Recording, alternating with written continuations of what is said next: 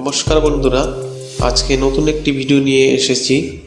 Gour Banga university first semester academic session 2024-25 যে সমস্ত student বিভিন্ন কলেজে অ্যাডমিশন হয়েছে তাদের রেজিস্ট্রেশনের ডেট ছিল 5/12/2024 থেকে 15/12/2024।